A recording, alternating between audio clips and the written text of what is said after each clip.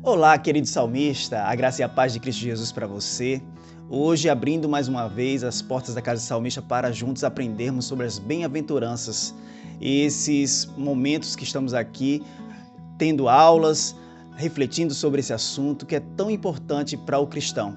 Então, eu gostaria que você, antes de começarmos a estudar, você também fizesse sua inscrição aí no YouTube, deixasse seu like, deixasse seus comentários.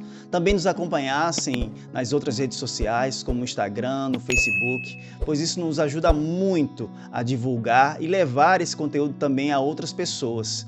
Você é alguém importantíssimo para nós. Então, vamos estudar.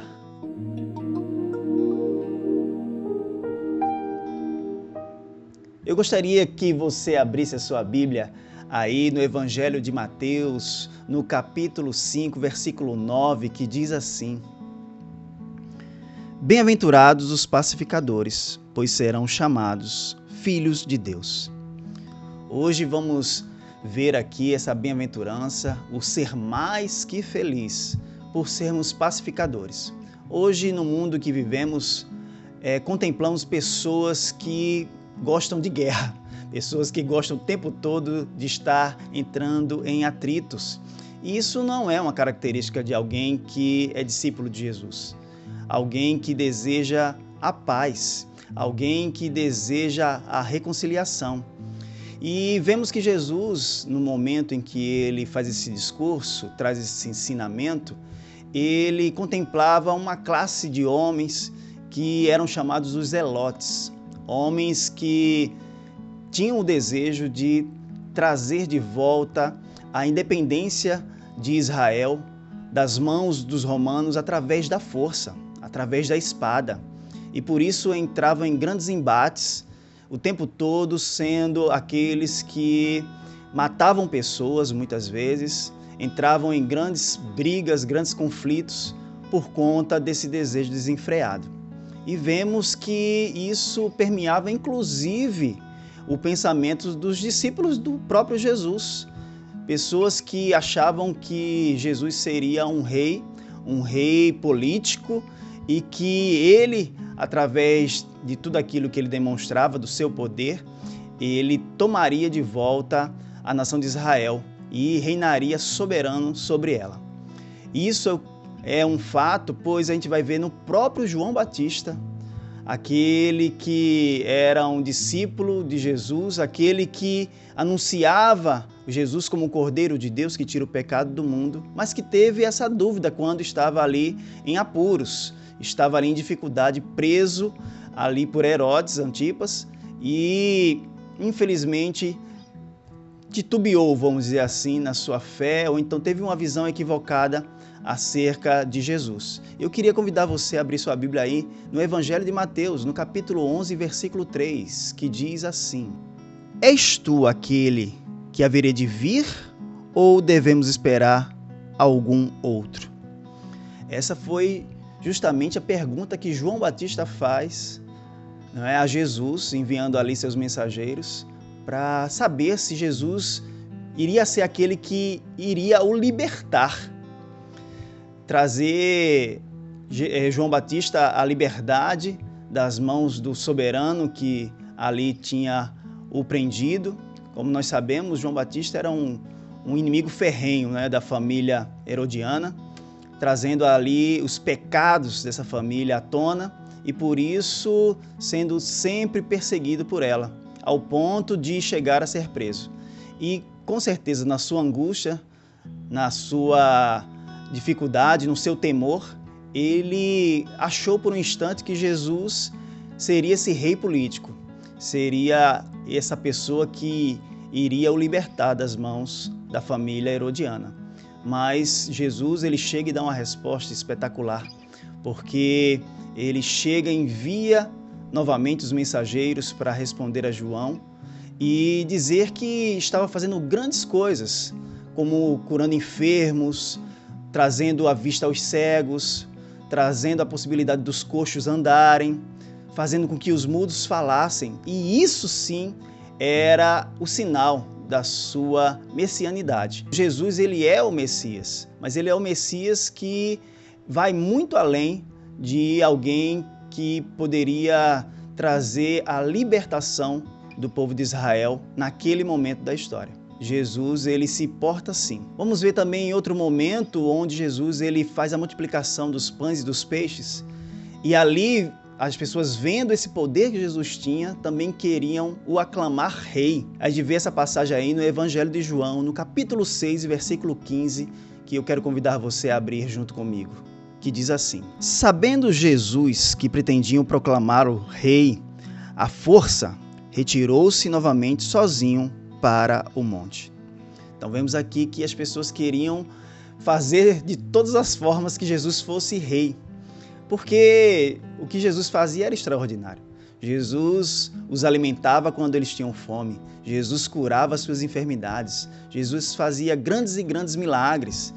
E aqui contemplamos esse desejo sem igual do povo de sair das mãos dos romanos, pois sabemos que eles eram implacáveis, eles eram pessoas que não tinham escrúpulos, pessoas que ali usavam a força para humilhar, para esmagar o povo ali de Israel. E por isso esse grande desejo, esse grande afã por um rei, esse rei que seria o Messias de Israel, o rei libertador.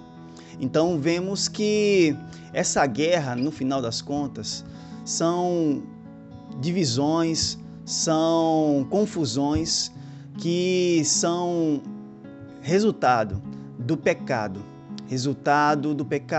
de cada um de nós, desse pecado que nos acompanha. E quando nós nos tornamos pacificadores, isso vai totalmente na contramão, porque o pacificador é uma pessoa que evita os conflitos, é uma pessoa que não deixa isso tomar o seu coração. Mas uma coisa eu quero deixar aqui clara também, que nós não entramos em confusões, não entramos em grandes embates, mas também que somos pessoas que não negociamos a verdade. Não deixamos de falar aquilo que Deus quer que seja dito por nós. Nós nunca vamos deixar de fazer a vontade de Deus para agradar ninguém. Então, um pacificador não é alguém que quer paz a todo custo. Por quê? Justamente porque nós não negociamos a verdade de Deus. Independente das circunstâncias, mesmo que sejamos lesados, mesmo que sejamos afligidos, mas vamos sustentar aquilo que Deus quer para a nossa vida, aquilo que são as promessas de Deus. Nós não vamos negociar nunca para nenhum tipo de ideologia, nenhum tipo de pensamento mundano, nenhum tipo de indução do inimigo das nossas almas para que nós possamos negociar isso. Isso aí não seria ser pacificador, de forma nenhuma. O pacificador é alguém que busca instaurar, sim, a paz e mantê-la. Muitas vezes abrimos mãos do nosso próprio eu, do nosso próprio orgulho, da nossa própria vontade, muitas vezes para ter essa paz. Ter essa paz que justifica sermos chamados filhos de Deus. Pessoas que ajudam as pessoas, pessoas que não querem ver as pessoas aflitas, pessoas que não querem ver as pessoas entrando em contenda. Então não vamos ser nunca instrumento desse tipo de conduta, mas vamos ser pessoas que nos tornamos muitas vezes neutras para evitar o descontentamento. Então a gente tem que se preocupar sempre com a glória de Deus. Será que na minha conduta, no meu jeito de pensar, no meu jeito de falar, eu tenho sido um instrumento para a glória de Deus? Isso cabe a cada um de nós pensar. Pensar com muito esmero sobre isso, com muito cuidado e não nos tornarmos realmente pedra de tropeço para aqueles que estão ao nosso redor. Então eu queria te chamar agora nesse momento para você pensar nisso na prática. Em primeiro lugar, a gente tem que evitar falar muito, não é? Falar coisas que não devemos falar, ter uma língua controlada. E Tiago, ele nos dá um conselho que é valioso, que fica lá em Tiago, no capítulo 1, versículo 19, que eu convido você a abrir aí na sua Bíblia, que diz assim: Meus amados irmãos, tenho isto em mente. Sejam todos prontos para ouvir, tardios para falar e tardios para irar-se. Aqui, essa palavra tardia, ou tardio, ela tem uma grande importância, que é como se você pensasse antes de você falar alguma coisa. Você fosse lento, devagar, de fato, para não falar nada que não seja para edificação das pessoas. Então, alguém que é pacificador, ele sempre vai estar pensando naquilo que diz. Ele vai sempre estar evitando replicar, a ofensa daquele que é o seu ofensor. Ele vai sempre ter cuidado para ser muito mais do que reativo, mas ser assertivo. Saber o que falar da maneira correta, com as palavras corretas. Essa é a vontade de Deus para nós. E também o que é pacificador, ele não deixa replicar muitas vezes informações que podem ser falsas. É o chamado fofoqueiro. O pacificador, ele não deve ser uma pessoa fofoqueira. Não deve ficar repassando as informações, principalmente quando elas são errôneas, que elas vão ofender a outras pessoas. Então, isso é uma característica de um pacificador. Essa pessoa, como eu falei aqui, ela pensa antes de falar, ela reflete sobre o assunto, ela busca averiguar se esse assunto é verdadeiro ou não. Isso é uma característica também de um pacificador. Outra característica é que o pacificador, ele busca muitas vezes tomar iniciativa em relação ao quê?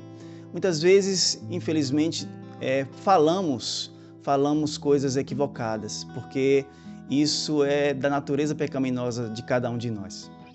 Mas o pacificador, ele toma iniciativa de pedir perdão.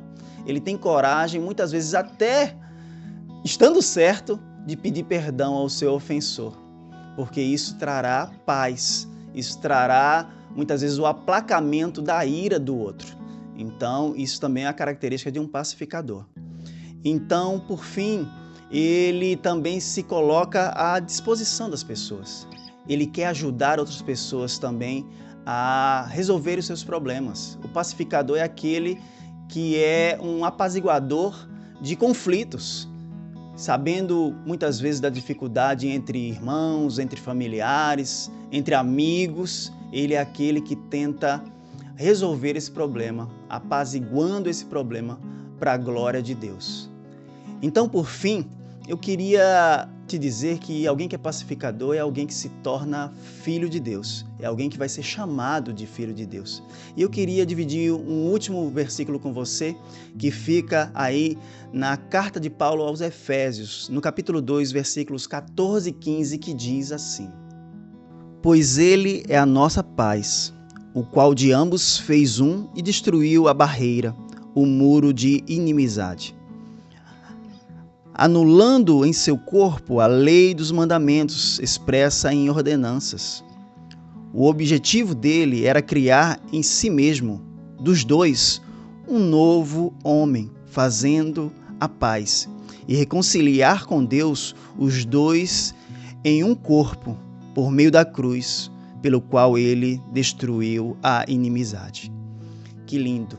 Jesus, como o maior de todos os pacificadores, é aquele que quebrou a barreira de separação entre os povos, entre os judeus e os gentios, trazendo assim a paz, trazendo assim a pacificação. Então, como Jesus, eu aconselho a você, porque esse conselho eu tomo para mim, que sejamos pessoas conhecidas como pacificadores, pessoas que levam a paz como a sua bandeira, não abrindo mão da verdade, mas sempre buscando, em suas ações, fazer com que o nome de Deus seja glorificado. Então, seja um pacificador, salmista. Eu aqui encerro essa aula de hoje. Mais uma vez te convido a compartilhar esse conteúdo através das redes sociais e fazer com que esse conteúdo venha a ser cada vez mais relevante na vida de outras pessoas. Então, que Deus te abençoe, salmista. Até a próxima aula com salmista, querendo Deus.